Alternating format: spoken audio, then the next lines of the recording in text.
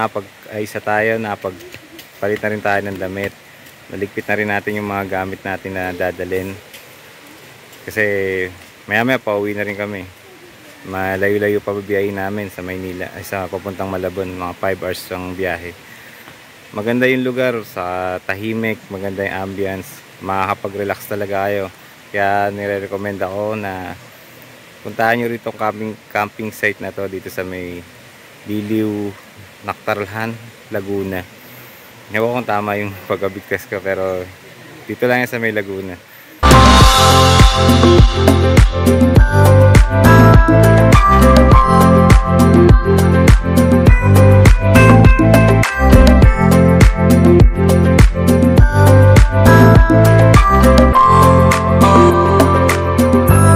Mga boss, pauwi na kami. Tapos na kami mag-camping. Balik ulit sa Maynila, sa Malabon. Matagal-tagal ulit ang biyahe nito, 5 oras.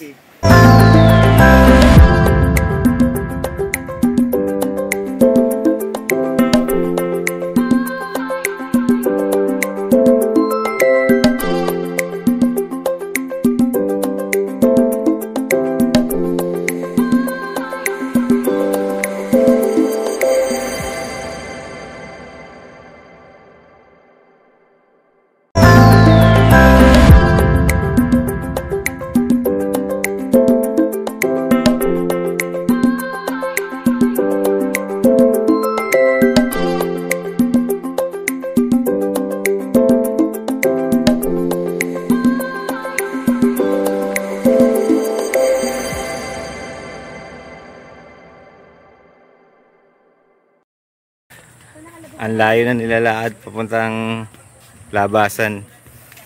Siguro mga 10 minutes na kaming naglalakad papunta doon sa may labasan. Kasi wala namang makapasok na sasakyan, talagang lalakad ka. Kasi ano lang yung dadaan dito, talagang panglakad lang. Sa mga pansigil na motor, na bike. Saka mga kabayo lang pwedeng dumaan talaga. Pero malapit na rin kami dun sa labasan, kaya dyan lang kayo. Yung mga boss, at ngayon natatanaw ko na yung karsada. Malapit na rin kami makalabas. Halos 15 minutes din kami, 10 to 15 minutes din kami naglalakad mula dun sa campsite palabas. Papunta dun sa parking sa mga sasakyan. Nakakahingal.